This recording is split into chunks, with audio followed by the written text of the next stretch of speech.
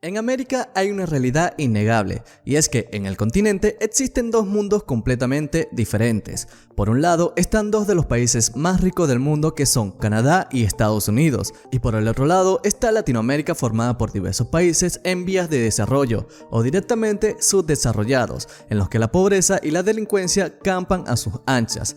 Pero ¿por qué? ¿Qué ha originado que tenga lugar esta gran diferencia entre los dos países del norte y el resto? ¿Por qué se mantiene esta desigualdad en la actualidad? ¿Tiene Latinoamérica un futuro esperanzador? Pues quédate con nosotros para averiguarlo. Bienvenidos a iProfit, creando tu futuro, invirtiendo en tu presente. Empecemos con el video. Lo primero que hay que decir es que Latinoamérica no es un territorio homogéneo y que durante el video voy a dar ideas generales que afectan la mayor parte de sus países, pero no todas las ideas aplican a todos los países por igual. No obstante, nos vamos a ir muy atrás en el tiempo para ver el origen de la pobreza en Latinoamérica, concretamente a la época imperial. Los españoles y los portugueses fueron las primeras potencias europeas en establecerse a golpe de espada y mosquete en el continente americano. Curiosamente, los españoles fueron tomando todo el continente, sin embargo, se detuvieron en Florida. ¿Por qué?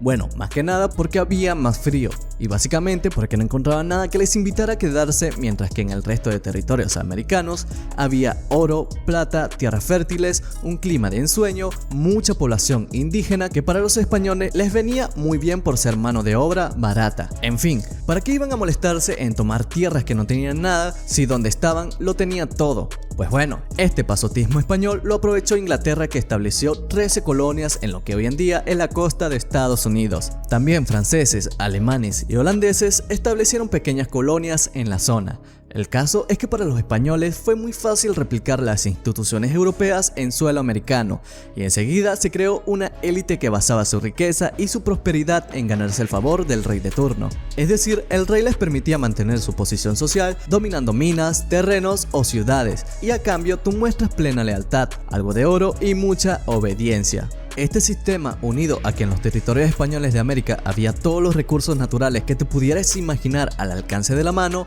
hacía que las élites españolas o descendientes de españoles no tuvieran ningún incentivo en invertir, tomar riesgos o innovar para mejorar la productividad en lugares como México o Perú. El emprendimiento no era una condición necesaria para el progreso del individuo. Por cierto, todo esto se aplica igualmente a los dominios portugueses. En cambio, en las colonias inglesas pasaba todo lo contrario.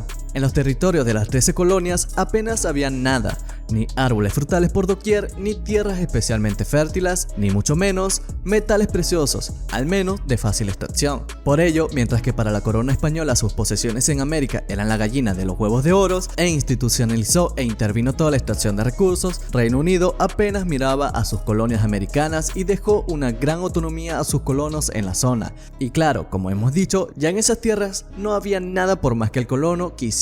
Por más que él quería progresar en un territorio americano español, donde lo único que hacía falta era ganarse favores políticos. Por ello, en las posiciones británicas había que innovar, invertir, arriesgarse, y si fracasabas, no te quedaba otra que volver a levantarte y empezar otra vez. Esto estimuló una ética del trabajo muy importante que aún hoy perdura. Además, la corona inglesa, por el mero hecho de emigrar allí, te iba a dar tierras para que pudieses tener un sustento sobre el que basar tu progreso. Pues bien, cuando las cosas empezaron a ir bien en las 13 colonias inglesas, la corona británica puso sus ojos en ella y empezó a cobrar impuestos y a intentar intervenir un poco más en su economía. Lo que no contaban los ingleses es que eso iba a provocar que las nuevas élites de las colonias nos tragaran con estas condiciones y les iban a mandar a paseo, surgiendo así la independencia de los Estados Unidos de América. Sin embargo, la independencia de los Estados Unidos no acabó con esa ética del trabajo que se llevaba dando en la zona durante generaciones, mientras que en los territorios españoles de América el conformismo y la corrupción política campaban a sus anchas. Por si todo esto fuera poco, hay que añadirle un pequeño detalle, que es la religión.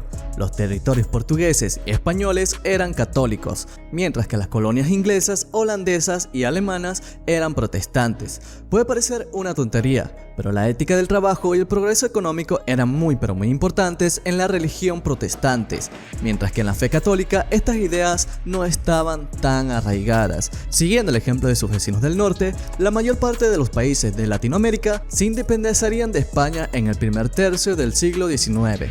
Sin embargo, esto esta experiencia no iba a ser tan provechosa como lo fue para Estados Unidos. ¿Por qué? Pues hay varios motivos. El primero es que mientras que las colonias de Estados Unidos se habían federado en un país, cada antiguo virreinato del Imperio Español se separó por su cuenta. Esto provocó que entre ellos hubiera disputas territoriales, que muchas acabaron en guerra y algo casi peor, aranceles, haciendo muy difícil a los países comerciar entre sí.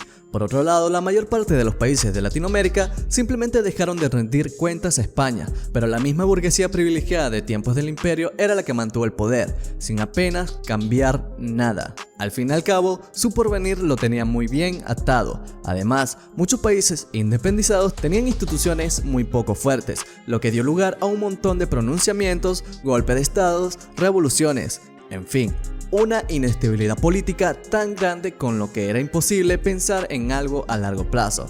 Todo esto unido en que las independencias de América Latina llegaron medio siglo después que las de Estados Unidos. Todo esto hizo que Latinoamérica no se subiese al tren de la revolución industrial, ya que no había ni gente capacitada, ni dinero para llevarla a cabo. Un tren que Estados Unidos aprovechó. ¿Y de qué manera? Convirtiéndose en una de las industrias mundiales. Y sí, quien aprovechó la revolución industrial del siglo XIX fueron aquellos países que luego tuvieron economías prósperas en el siglo XX. Otro factor muy importante que marcó el desarrollo de Estados Unidos y Canadá, y no el de Latinoamérica, es el crecimiento de la población en 1820 en Latinoamérica. Tenía el doble de población que Estados Unidos y Canadá. Sin embargo, en el 1900, Estados Unidos había multiplicado su población por 7. Su población era un 30% mayor que la de Latinoamérica. Esto es algo muy importante, ya que Estados Unidos adquirió una gran masa obrera para desarrollar aún más su industria. Con la llegada del siglo XX, Estados Unidos siguió creciendo como la espuma.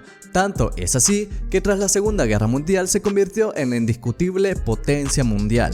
Curiosamente, el principio del siglo XX fue una época relativamente buena para Latinoamérica, que vio como sus estados asentaron y comenzaron a sacar provecho a sus ingentes recursos naturales. La falta de educación y alfabetización que hasta ahora había lastrado mucho el desarrollo de la región, se comenzó a corregir en un proceso que no terminaría hasta finales del siglo. La gran noticia para América Latina fue que las guerras mundiales no pasaron por Latinoamérica. En esta época la región empezó a desplegar demográficamente hablando.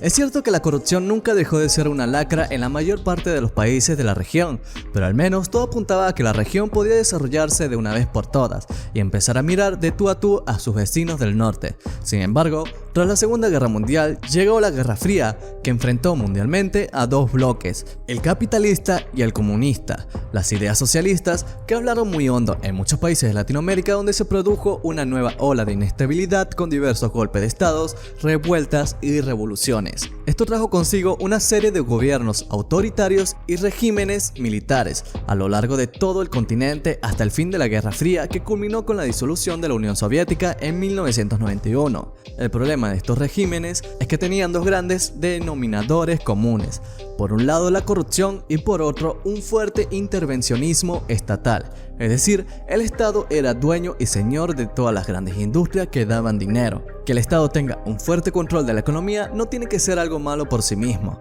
siempre y cuando el gobierno sea bueno, pero si los que te gobiernan son un puñado de militares corruptos, la cosa cambia mucho. Y así funcionaban a golpe de expropiación, de leyes que favorecían intereses personales, de sobornos, de enchufismos, en fin, de todo tipo de ineficiencias que lastraron el porvenir latinoamericano. Y es que pasaba lo que siempre pasaba cuando no hay democracia y un Estado de derecho sólido. ¿Quién va a intervenir en montar nuevas industrias si el día de mañana puede venir el régimen de turno y expropiarte o chantajearte con una ley para que sobornes a los altos cargos? Además, en algunos países han cometido en diversas fases la imprudencia de imprimir dinero sin control, por no hablar de que aún hoy en día ni se sueña con una moneda común en América Latina. En muchos países la delincuencia empezó a crecer como la espuma, sin que nada ni nadie pudiese evitarlo. Una delincuencia que aún hoy en día causa verdaderos verdaderos estragos en la mayor parte de los países latinoamericanos. No fue hasta los años 90 que los países latinoamericanos empezaron a cooperar constituyendo bloqueos político-económicos tales como Mercosur en 1991,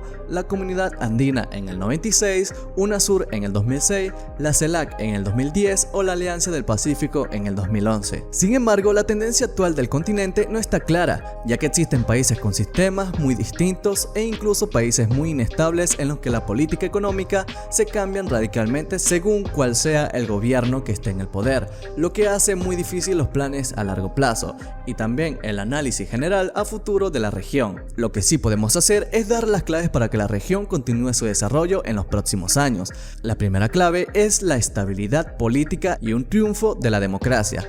Recientemente hemos visto problemas sociales en muchos países como Venezuela, Colombia, Ecuador, Brasil, Chile, Bolivia o Perú, con grandes protestas en las calles y con actitudes muy autoritarias de algunos gobiernos. Y es que para crecer económicamente a América Latina le va a hacer falta estabilidad y democracia. Otra clave va a ser el aumento de la productividad, tecnificar industrias o la digitalización de la economía. Son asignaturas pendientes de muchos sectores económicos latinoamericanos.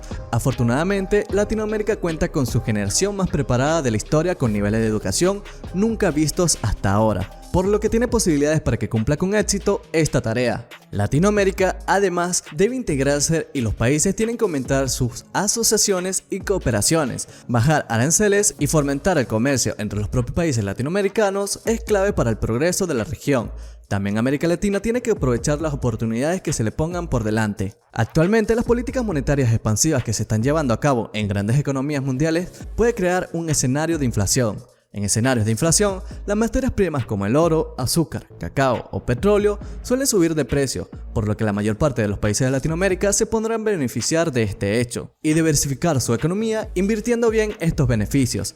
Es clave para un crecimiento sano y definitivo de la economía latinoamericana. Y por último, es importante que Latinoamérica se aproveche de la lucha entre China y Estados Unidos para atraer a los países latinoamericanos a su zona de influencia. Al igual que África, China está invirtiendo grandes cantidades de dinero en infraestructuras básicas de Latinoamérica, dando un globo de oxígeno a muchos gobiernos que se ven capaces de financiar grandes proyectos que de otra manera no habrían conseguido realizar. Sin embargo, la administración está muy centrada en la región y también está dispuesta a sacarle la chequera para que Latinoamérica se acerque a su zona de influencia y disminuya sus conflictos fronterizos. Para Latinoamérica, aprovecharse de esta lucha de dos colosos puede ser muy beneficioso en los próximos años. Pero si has llegado hasta aquí, cuéntanos tu opinión. ¿Crees que es posible el desarrollo de América Latina como potencia mundial para competir con Estados Unidos, Asia o la Unión Europea? Si tienes alguna opinión al respecto, recuerda dejarla en los comentarios que te estaremos leyendo. Y también recuerda que si te gustó el video, un like y una suscripción nos apoyaría bastante para seguir creciendo este canal y seguir brindándote de contenido de calidad para ti. Si además compartes el video con un amigo, 1 millón de bitcoins te caerán mañana en tu cuenta. Nah, broma, pero sí tendrás una estable vida financiera. Ya sin más nada que decir, chao y hasta la próxima, trader.